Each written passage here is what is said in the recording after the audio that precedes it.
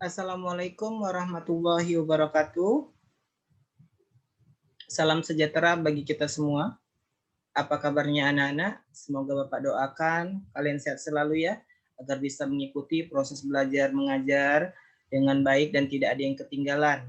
Dan pesan Bapak, tolong jaga kebersihan dan kesehatan kalian di masa sekarang ini, agar bisa terhindar dari penyakit dan virus-virus yang ada pada saat ini. Jumpa lagi bersama Bapak Joko Pregi SPD MAK dengan mata pelajaran produk kreatif. Adapun materi kita hari ini proses kerja pembuatan prototipe produk barang atau jasa untuk kelas 11 OTKP. Alangkah baiknya sebelum kita memulai pelajaran, mari kita berdoa menurut kepercayaan masing-masing. Berdoa dimulai.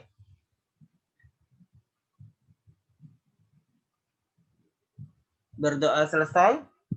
Bismillahirrahmanirrahim.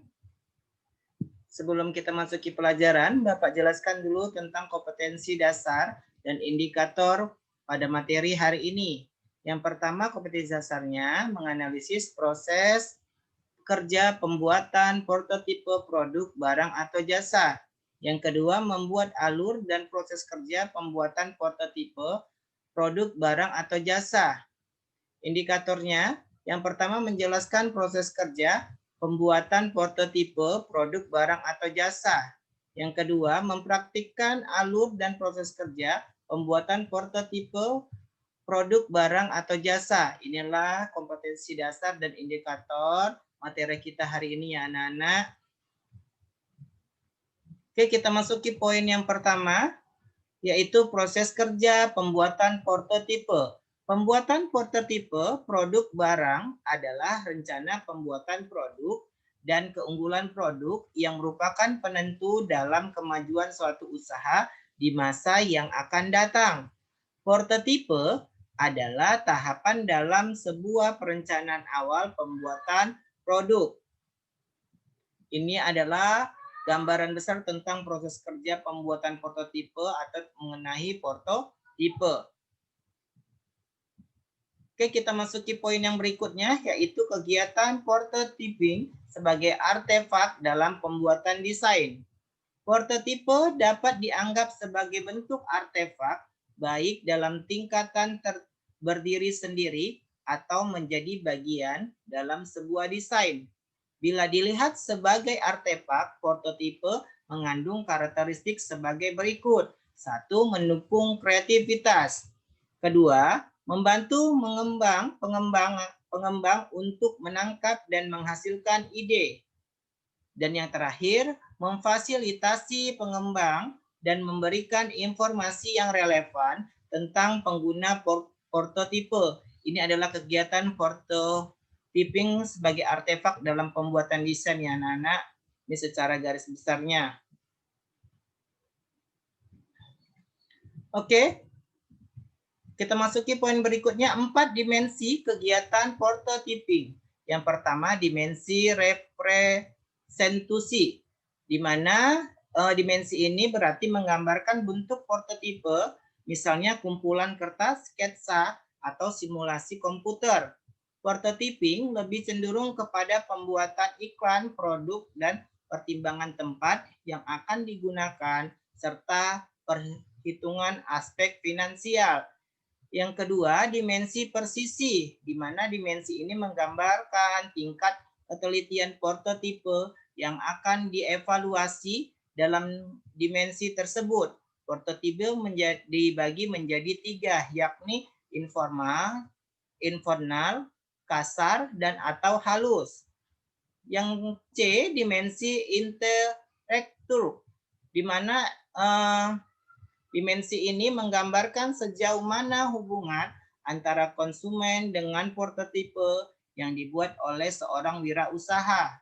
Yang terakhir, dimensi evolusi, di mana dimensi ini menggambarkan prediksi siklus hidup dari suatu prototipe, misalnya prototipe tersebut bersifat sekali pakai atau permanen.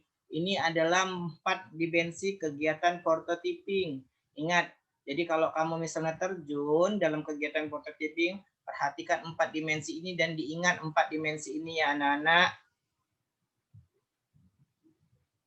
Oke, kita masuki poin berikutnya, faktor-faktor yang mempengaruhi prototipe. Yang pertama, fungsi produk. Yang kedua, bagiannya. Ketiga, bentuknya. Keempat, ukuran. Kelima, mutu. Keenam, bahan. Dan yang terakhir adalah warna. Ini faktor-faktor yang mempengaruhi prototipe. Ya, di dalam penjualan atau pembuatan ya anak-anak. Oke, kita masuki poin berikutnya, diagram alur proses produksi. Di mana diagram alur proses produksi ini harus dibuat secara jelas.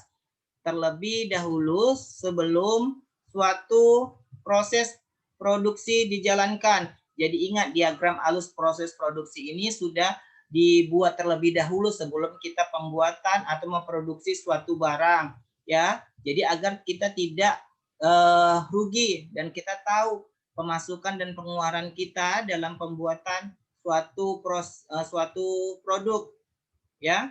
Kemudian berdasarkan diagram alur proses produksi tersebutlah pengetesan dan monitoring atas barang dalam proses produksi atau work in process yang dilakukan agar produk akhir bermutu sesuai dengan rencana. Jadi dibuat diagram ini agar sesuai dengan rencana akhir atau gambaran akhir. Ya, ini diagram alur proses produksi anak-anak. Tolong diperhatikan. Oke, kesimpulan materi kita hari ini.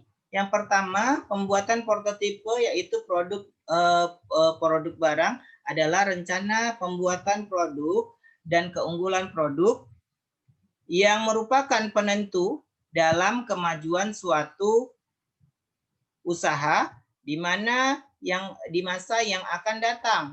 Faktor-faktor yang mempengaruhi prototipe, yang pertama fungsi produk, kedua bagiannya, ketiga bentuknya, empat ukurannya, kelima mutu, keenam bahan, dan yang terakhir adalah warna. Ini kesimpulan kita materi hari ini anak-anak. Pesan Bapak banyak-banyak ulang pelajaran di rumah dan tetap semangat walaupun kita belajar masih daring dan belum bisa tatap muka karena kondisinya masih seperti ini ya anak-anak. Tolong rajin-rajin mengerjakan tugas atau LKS yang diberikan atau LK yang diberikan agar nilaimu tidak rendah di semester nanti. Oke, kalau ada yang ingin bertanya atau yang kurang jelas, boleh japri Bapak ke nomor WA. Ini nomor WA Bapak, silakan kalau ada yang kurang jelas yang ingin ditanyakan tentang materi hari ini. Dan pesan Bapak, rajin-rajin kamu mencuci tangan, apabila keluar rumah, tolong memakai masker dan jauhi keramaian. Bapak akhiri dengan lafaz hamdalah, alhamdulillahirabbil alamin, wabillahi taufiq wal hidayah, salam sejahtera dan salam semangat untuk kita semua. Assalamualaikum warahmatullahi wabarakatuh.